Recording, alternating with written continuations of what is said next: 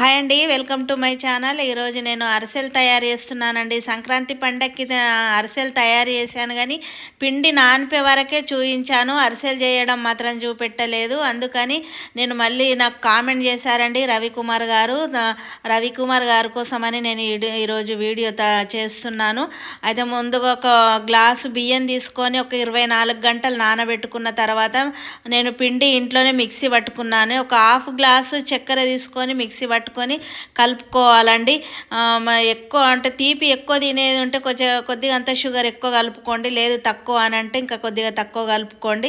నేనైతే బియ్యం పిండిలో షుగర్ పౌడర్ కలుపుకొని కొద్దిగా నువ్వులు, కొద్దిగా అంత ఇలాచీ పౌడర్ వేసుకొని కొన్ని పాలు పోసుకోవాలండి, ఎక్కువ పోసుకోకండి. ఒకవేళ పలసగా అయింది అనుకోండి, ఒక గాలికి ఒక 1 అవర్ వరకు పెట్టుకుంటే గట్టి పడుతుంది, భయపడాల్సిన అవసరం ఏం లేదు.